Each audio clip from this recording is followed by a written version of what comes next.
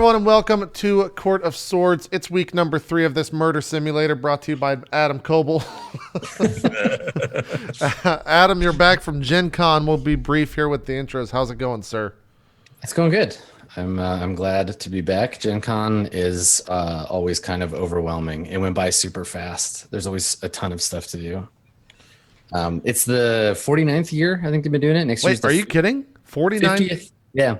Gen Con number 50 is next year. Well, shit. Maybe I'm going next year. Yeah. Maybe we'll make it crazy. out to the 50th. For a while, there was Gen Con SoCal, which was like there were 2 Gen Cons. There was one in California, but it was always smaller. And the main one in Indianapolis has just continued to roll on. What's the crowd like there? Like, compare it to PAX, because I guess in other gaming conventions, that's what I know. What's the crowd like at Gen Con? I think, like, numbers wise, it was like 70,000 last year. There's a lot of space. There's a lot of space. Like I'd say it's probably got more space than PAX East does. Like the Indianapolis Convention Center and all the hotels around it have space there, so it's not as crowded. The con hall has a lot more stuff because like video game companies have like big showy booths with huge screens. Like, they have money. Yeah, I mean, even Fantasy Flight. Like Fantasy Flight is the biggest like kind of booth there, and I would say it's about half as big as the biggest PAX booth. But the amount of size is the same, so there's just a lot more. Like you can't. The thing is, people will buy multiple booths. You can't turn around to Gen Con without seeing a Chessex booth somewhere. There's just like dice everywhere. That makes sense. I've seen the Chessex booth at like a PAX, and it's always a marvel to walk into because you're just like, how are there this many type of die in the world? Like what? Yeah, but at Gen Con, makes no sense to me.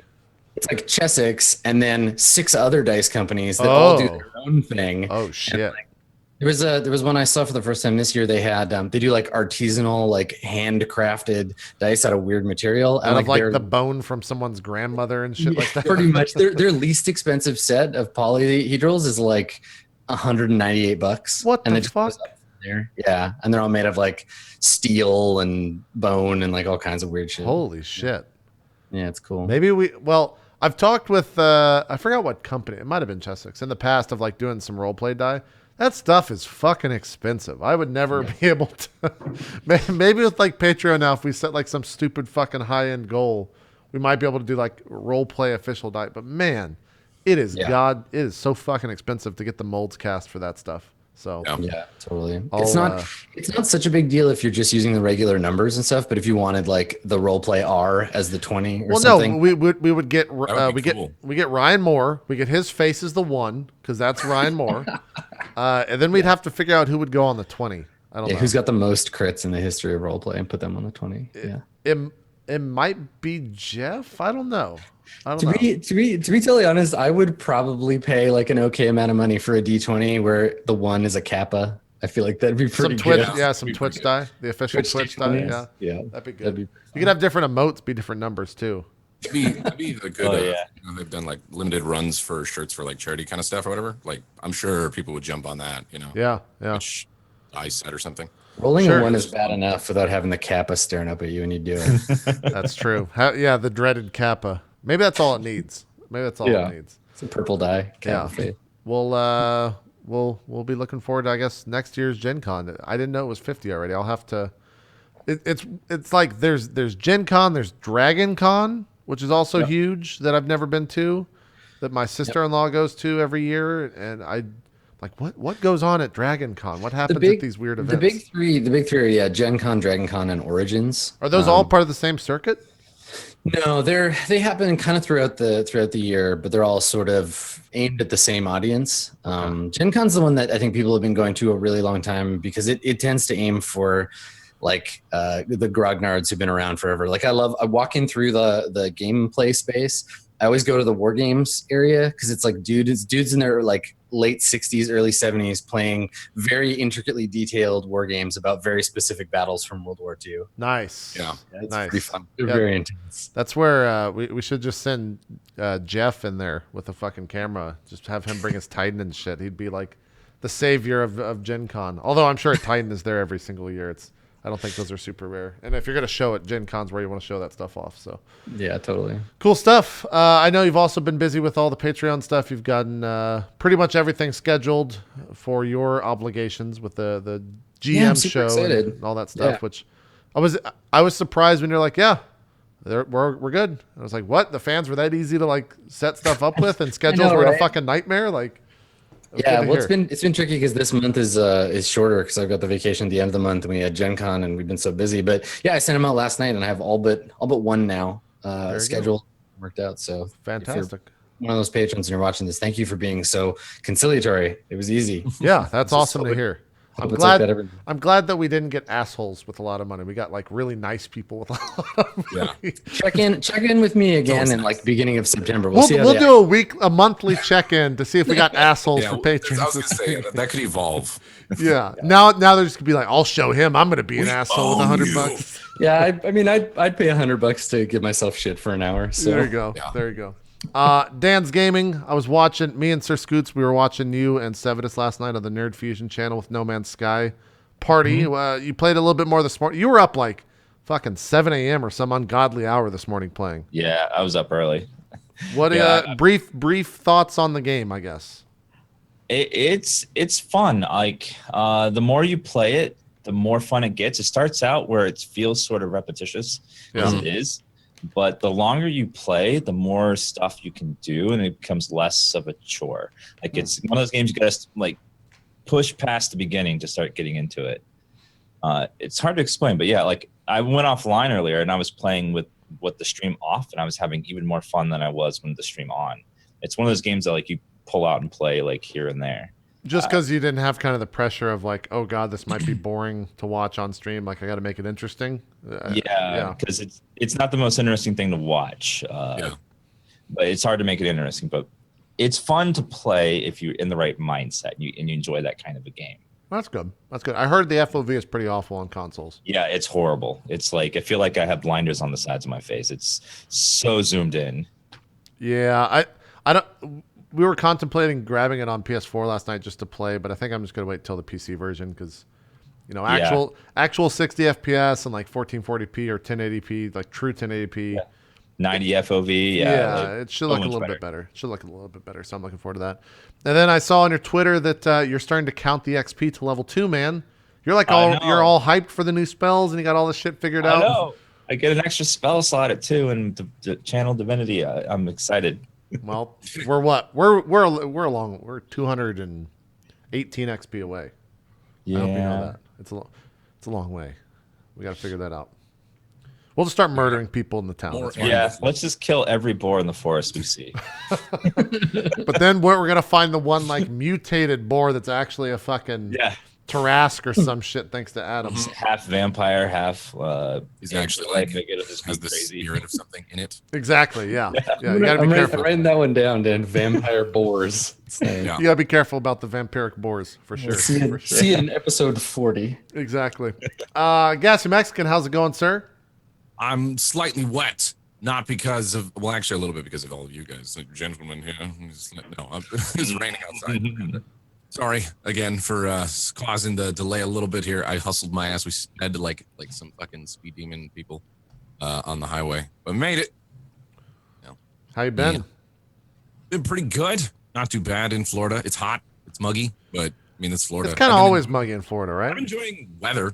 You know, it's nice to have like rain and thunderstorms and stuff. As much as I like, say that the rain sucks. I'm one of those people that doesn't really get bummed out by the rain, like when it's overcast and like. I'm not either. I like the rain. Like fuck yeah. So, yeah. And in California, like, you guys know if you've ever been to California for any extended period of time, it's just pleasant all the time, which gets kind of old. So yeah. I've been enjoying that, and yeah.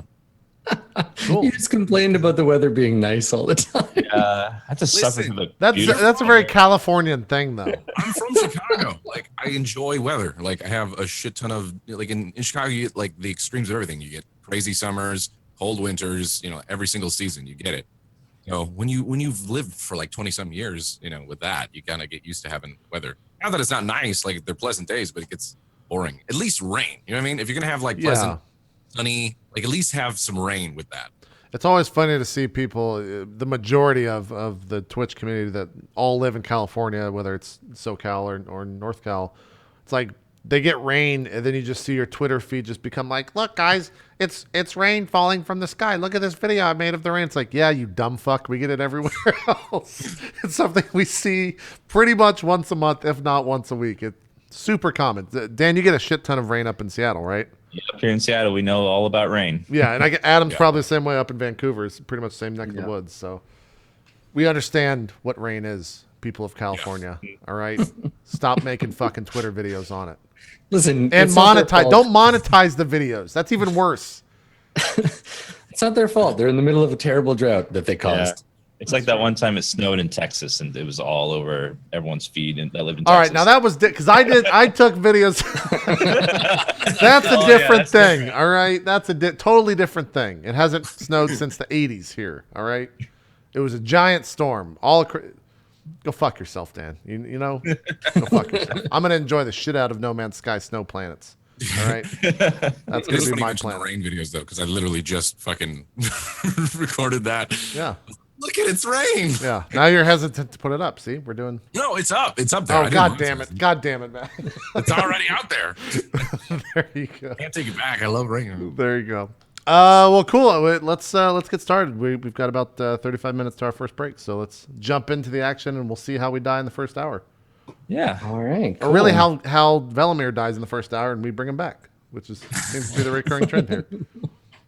You know, it occurred to me after the last session that like it's really, really bad for you to be knocked unconscious. Like it's not a good thing for your brain at all to be knocked out. D&D characters very quickly would have some severe problems. Oh yeah. After a few fights, right? Like 100%. Down you go, up you go, down you go, up, and then eventually just would degrade. This party would already be like the average mind or the age of mind is like 60 or 70. I would say already. 100%. It's like a boxer at the end of their career. You know, they're like a little off. You're like, yep, you've been punched in the head a lot for your living. Yep. 100%. Well, thankfully, you're all still relatively fresh, but so you know, we come back in we get our fade in on the hot jungle.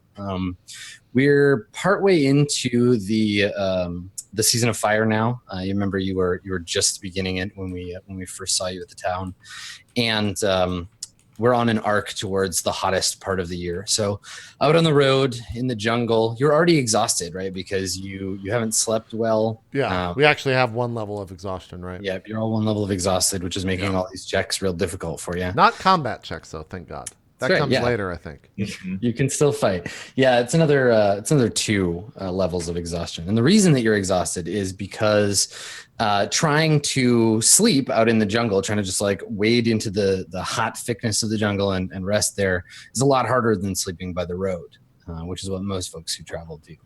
Though it is also less safe, which I think was the balance, right? Right.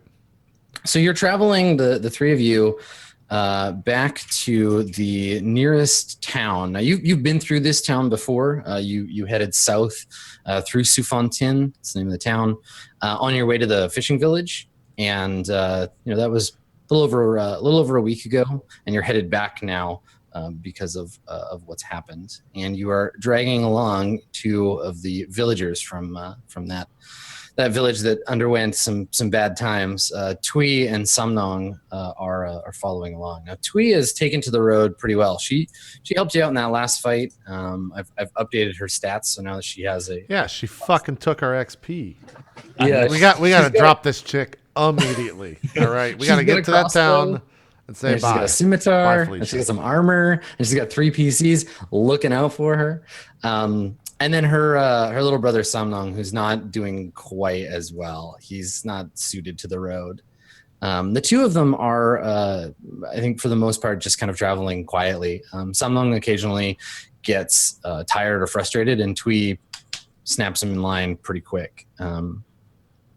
So the 5 of you are traveling up the road, and it's like midday. And this is right after we're still in the jungle, right? Yeah, right after the kobold attack. Yeah, the kobold attack. You stopped along the road and you were attacked by these little crocodile lizards, ratmen. Kids. They were. Yeah, they tried to drag you away, but you were saved by your friends. So, yeah, so you're all still a little like battle worn. But mostly it's not the kobolds that are going to get you. It's the heat, right? Yeah. So, yeah. So what do you what are you talking about? What are you doing when we come in on you? Do you have a plan, or is this just like marching silently through the jungle? I would imagine I'm not talking. I would think maybe Baron is teaching us the ways of temperance, and getting through something like this is we can't sit there and like curse at the gods or some lecture on how we shouldn't do that. How it's not their fault how we got into this predicament. Velamir's just like going on about how he fucking hates rats, like these fucking rats. Like he thanks the others, We're still like 8 days out, right? Yeah. You'll get back to Sufontaine in like another 6 days or so. Right. It's because the kids are slowing us down, right? They're slowing you down a little. You can't forced march a couple of children. I mean, I guess you could, but Are we? Have we seen anyone else on the road while traveling? I know beforehand we didn't, but after the fight, have we seen anyone? No, not since then. Have we seen any birds from within the jungle like fly up out of the canopy at all? Yeah, so I think after a day of traveling a little longer, you've started to notice life coming back to the jungle, right? Because around that village, everything was quiet, like eerily quiet, but the sound of jungle bugs and and birds has definitely started to come back. Okay, yeah, I would say that I'm looking out to see if there is any movement kind of on the forest floor or somewhere in the forest where it would spike a huge amount of birds or animals to like flee and fly out of it, meaning that there's someone walking in there, whether it's a larger creature or a predator, or whether it's another group or a human or a group of elves or something like that. Just any other life forms that we could maybe try to get to help us or see if we can help them in some way in exchange for some help. What health were we all at? I think I was at like I definitely was not at full. I think I'm like 4 or something. If you got knocked out, you're at 1. Depending on current is 4. I don't know. Yeah, you get some. Oh, healing. you were healed. You were healed by. Yeah, I was healed. Yeah, exactly. Yeah. You get like 7 or 8. I can't remember. Oh. Yep. Yeah, we can always scroll up in the. Yeah, I know that I'm at 1 HP. Fuck. Yeah, and I think Baron, you're pretty close too, right? I can't remember I think I'm at full health. Okay. It still should be saved in your character sheets. Yeah. The last thing I can see in the list is Zafira rolled a hit die and got 3 hit points, and then Velamir, you rolled and got up to full, so you should be okay. Okay, cool. Yeah, short rest. I got to full. Yep. Yeah, you rolled. That's right. We did. rested. Yeah, you short rest. got it. Yeah. Okay. All right, let me change that then. I'll put it to. You rolled max, and I rolled the smallest. I rolled the 1 plus 3. Oh yeah, I remember that. Yeah.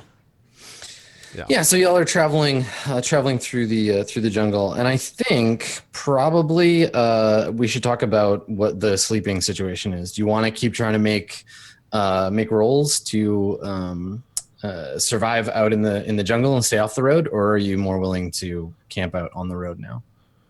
Yeah, since we have disadvantage, we might have to do next to the road. Yeah. Survival check. I think our hands are kind of tied in that Would we? regard. I guess in character, I turn to Velam. Maybe as we're starting to make camp, I ask Velamir, can you perhaps set up traps around the perimeter so that if we were to have an attack, we'd at least be ready for it? I could give it a try, yes. I do not want a sneaky rat coming upon me again. And maybe Twee, have you set any traps for game perhaps, or seen your parents do it, or other villagers?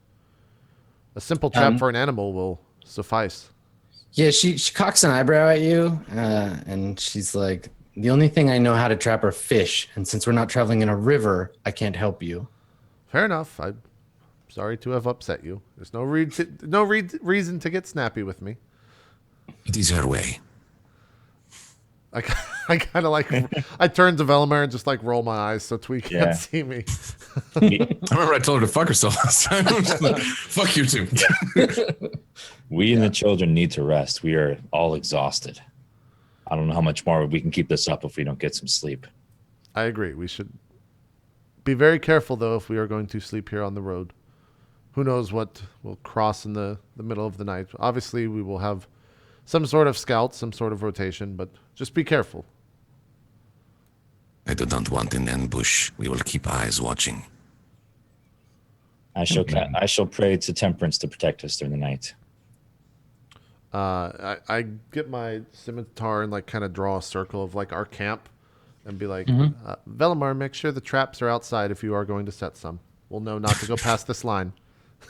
And then I guess I start a fire and all that stuff. Like, yeah, and then Velimir just goes to work, I guess, on the traps, trying to set things up. What do I need to do sort of checks for that, or is it just kind of rudimentary traps?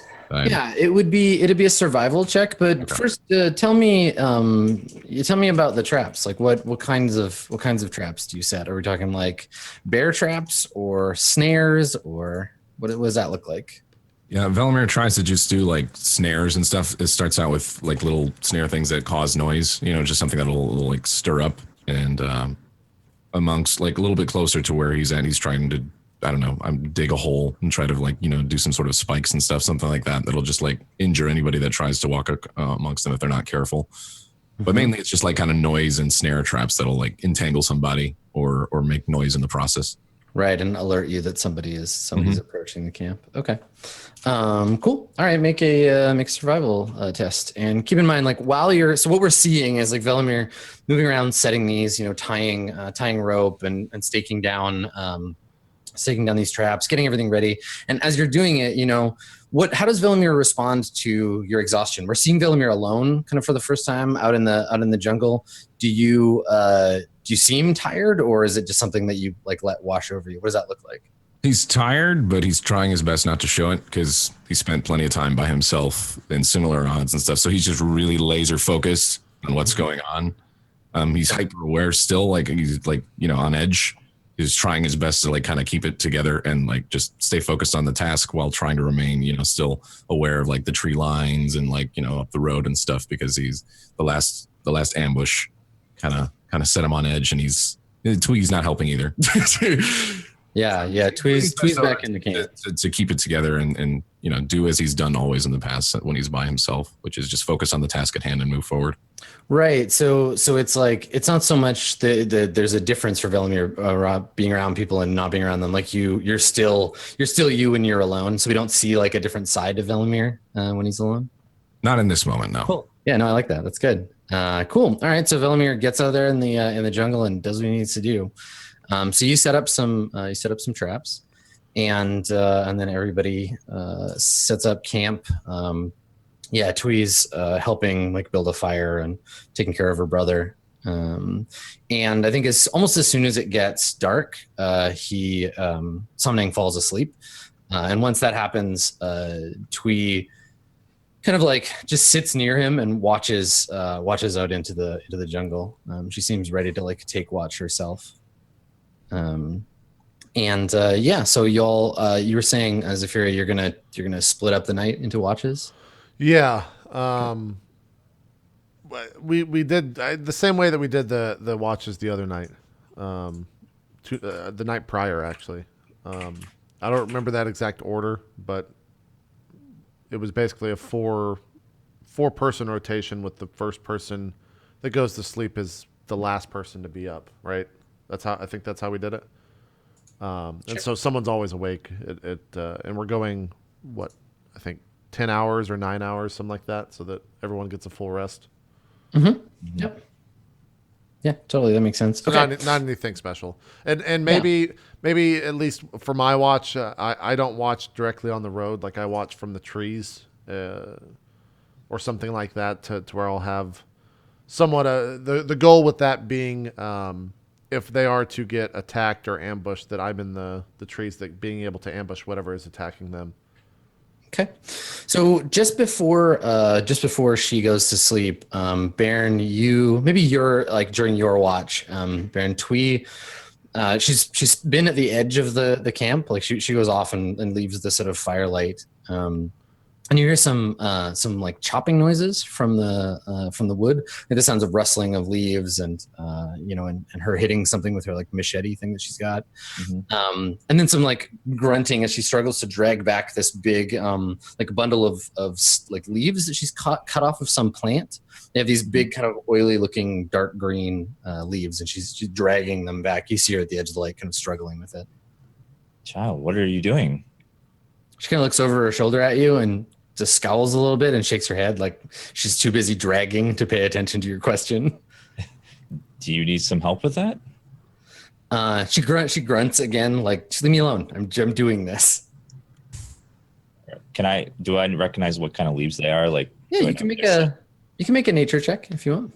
Just make sure see if I can tell if they're poisonous or not. Yeah. 15 because disadvantage. Okay. So there's actually two plants. She's dragging back this. It's got a bunch of different names, but it's this tree who, when you burn its leaves, like if you burn them wet, they give off this kind of acrid smelling smoke that's supposed to repel insects. But she's also cut a couple of branches off of a plant whose leaves, like these are the little oily ones. If you touch them, they give you like a pretty bad rash. It's basically like poison ivy or poison oak, but for the jungle. And she seems to have like covered those up, like they're in the bundle, but she's like pulling these like branches. So you notice the two on there. Child, I noticed the two types of leaves. Why have you hidden the other one under there? She kind of stops and like looks at you, and she's like, "I don't know what you're talking about. I just got these so we could keep the mosquitoes away. I want to be able to sleep." Yes, I see that one, but you may have mistakenly put some of that under there. That causes bad rashes if it touches your skin. She scowls at you and she's like, "Don't tell me about leaves, hillman. If you have something to say about rocks or dirt, then we can talk. Quiet, I'm trying to drag these." And she like keeps pulling the like leaves over to the fire. Okay, child. I'll let you do what you're doing, but I'm just keeping an eye on you. She looks at you and shrugs like, "Okay." And so she peels off some of the leaves and puts them in the fire, and the smoke comes up from the fire, and I mean it does its job. It keeps the mosquitoes away. And I don't think she does anything. Like she just kind of like eyeballs you and like tries to not look like she's eyeballing you the rest of the night. She knows that I'm onto her. Yeah, she totally does. Yep. Okay. So. Okay. So your watch comes to an end, and you sleep. And as the night goes on, let me just check something real quick. Okay. Velimir, can you make a perception check for me? Sure. Thanks. All right. Okay, and then I gotta roll one more thing. You rolled a 10 for the MP3 listeners. Okay, so what happened there? So I rolled a d20 without explaining why, and I got a 6. Velimir, I asked for a perception check. He got a 10, and then I rolled a d20 again, not without saying, not for any reason at all whatsoever, and I got I got a 16. horrific, whatever it is. Whenever a roll is made, sometimes just do for fun, right? Just roll for no reason at all. So, Velimir, here's what happens. So, I think everybody, Velimir wakes up first, but everybody else wakes up to the sound of like leaves rustling and like a sudden shriek, like a high pitched shriek out in the jungle, a little ways to the west of you. So you all kind of wake up and with a start. I think this is during Zafira during your watch. So this happens. So Zafira and Velimir are awake, and everybody else is kind of like waking up. You just heard a shriek. Yeah, like a high-pitched kind of like shrieking sound and some like rustling. I either like kneel down next to Baron and quietly say like, "Baron, do you know this creature, perhaps?" I was barely awake. I barely heard it. It startled me. I'm sorry. I don't know what I heard. I'm still waking up. What happened? There was a loud... Tweed, have you heard this before? Twee looks at you and she's trying to, you can tell she's trying to not be scared, and she just shakes her head. What time? Like how long? If it's my watch, is mine the third watch, second watch? Yeah, it's still 3 or 4 hours before the sun comes up. So it's outside your low smoky campfire. It's pitch black. There's just jungle. So is our campfire still raging? Or is it smoldering down? It's up to you. Like you can keep it as bright as you like. Well, at that point, I think we kill the fire. Yeah, I think Okay. Or In at fact, least I try to. imagine that's the first thing Velimir does when he gets up. Hears the noise, kills the fire. Okay. Do you walk over to it and like suck the fire out of it? Like you put your hand on it and the fire just kind of I goes took into its yours? essence, yes. Yeah, great. Awesome. That's cool. Cool. So everybody who doesn't have dark vision is now more or less blind. There's moonlight, but it's We're still on the road? Yeah, you're on the road, so there's a little bit less tree above you than there normally would be. But the sound didn't come from the road. Has everyone gotten rest? Like what in mechanics wise? No, you haven't finished your long rest. You'll be able to after whatever this is. After whatever happens. Yeah. If Velimir wants to check, as Velimir want to check the sound, would I be rolling like a nature or something just to see if it's... Just to recognize the noise? Yeah. Yeah, nature for sure. Okay. Okay. You don't recognize the sound. Maybe it sounds like vaguely familiar, like you've definitely heard it before, but you don't know from what. Mm-hmm. Yeah. Also, as soon as the fire is out, like once you've snuffed it, the ambient like buzzing sound gets louder as the bugs sort of like move in and the smoke dissipates. So you're already starting to notice like mosquitoes landing on you, and you have to brush them off. We were burning the leaves, right? That's what was keeping them away. Yep. In the ashes, do we still have like remnants of said leaves that I could just like wipe on my skin to try to see if that keeps them away at all? Yeah, sure. Okay. Yeah, I just kind of like take a couple bits of the soot and just kind of smear it across my skin, and I look at if I see that working, then I look towards the other members of the group and just be like, you should smear this on your skin. It should keep the bugs away. Be careful. Don't touch the small leaves. Yeah, and when you say that, Twee gives you a look like, shut up. Velimir just responds, he's like, I do not need this. And Velimir, you can kind of see, like if they're close to him, they can see just a little bit of smoke coming off of him. Mm-hmm.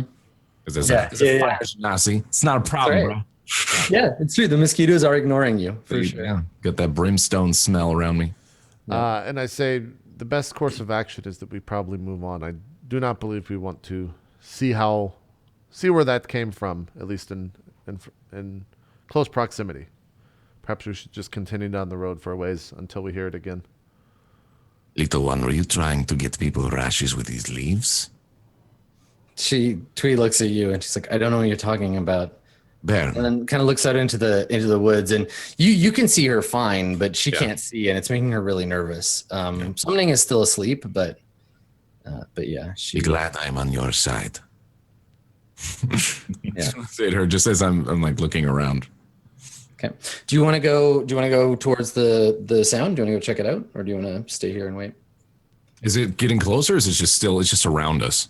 No, it was in a particular direction. It's like it sounds like you caught something in one of your snares. Could I make? Could I make a perception check to see like how far away it is, or does he know where his snares are? Yeah, Velimir knows where the snares are. That's definitely what it sounds like. Okay. Yeah. Okay. What do you guys think? I want to check it out, but You set traps, right? Maybe we I should did indeed. see if any of them caught something.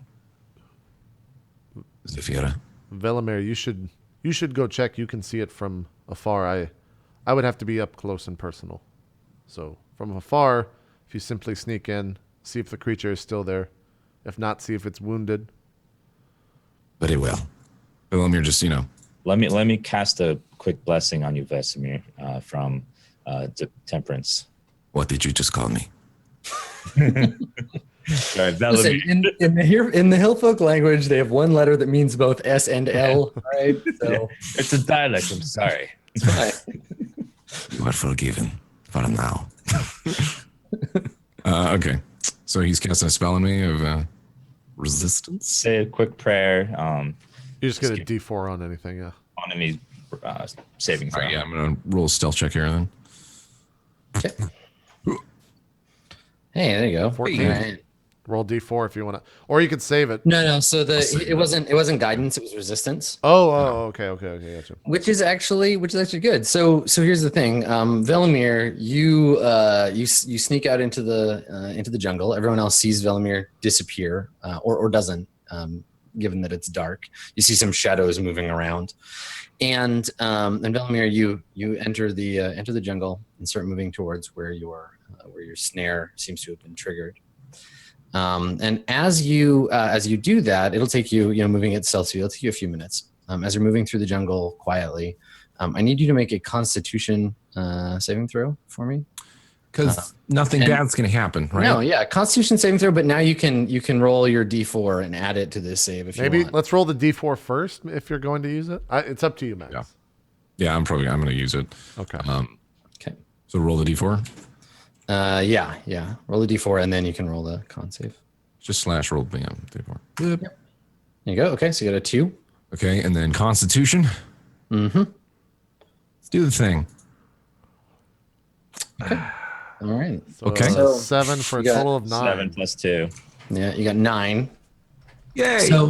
So as you're sneaking out into the woods, you feel, and at first maybe you think it's just the tension of remaining stealthy, right? You have this kind of like itchiness in your skin, kind of like keeping you on edge. But then it starts getting like more annoying, and you get like it's starting to burn a little bit, like mostly like around your neck where your collar is, maybe like around your like sleeves. And yeah, you find yourself like scratching at it or wanting to scratch at it. Yeah, you like definitely have this like irritation in your skin that's like kind of distracting you, and like, yeah, it's real annoying. Velimir is annoyed. No, Yeah, this is the thing you notice. It doesn't make you less stealthy or anything, but yeah, there's some obnoxious itching going on. Yeah. What the hell is this bullshit? mutters to himself. Yeah, totally. So sneaking through the jungle, you come across the triggered snare. So your snare, is it like a rabbit snare, like a loop on the ground, and then it grabs something and hangs it upside down? Is that what you're thinking? Yeah.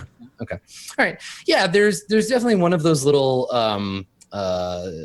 crocodile rat men hanging upside down by one leg from your snare. Oh, the ones that ambushed us? Yeah, not the exact same ones, but one of those like those kinds of creatures. He's about yay big, hanging upside down. He's got a little like tabard or something on, but it's like flipped up over his head, and he's just kind of swinging back and forth, like grunting and flailing his arms, trying to like get back up. Okay. Intelligence-wise, like Velimir, how would he would obviously know a bit about this creature. I mean, from what you saw before, they're capable they're capable of setting traps, like ambushes and stuff. They're smart. They're smart enough to do that. They have language. They spoke to each other during that whole thing. Do they fear for their life? I mean, maybe this one can't see you because his shirt's up over his head. So he's been jerseyed and he doesn't know you're there. So yeah. What do you? Velimir comes up and knocks the fucker out. Okay. Yeah, sure. No problem. You just come out and bonk the thing and it just goes limp and just kind of like dangles. It's a good enough hit to keep him out for a little bit. Sure. Yeah. That's fine. Velimir comes back to the group.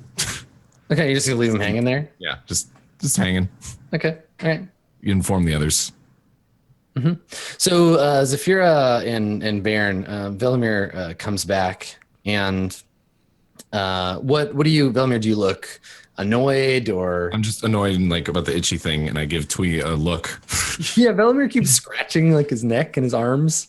Twee arms like, There is one of those rat things. I caught one. I knocked him out. Do you want to kill him or? Question. I know they are not super smart. Those things travel in packs. I would assume there's more. This is why I did not kill him. Perhaps find out if more are around. Well, I'm not sure if they would try to save him or if they would simply seek out what caused his pain. I don't know though. This how far away was this? Like maybe 30 feet out from the camp. Well, motioning just in the brush there. We should. Baron, your thoughts? On the other hand, if he was traveling with a group, I would assume they would have tried to get him out. He could be This by is what I himself. thought as well.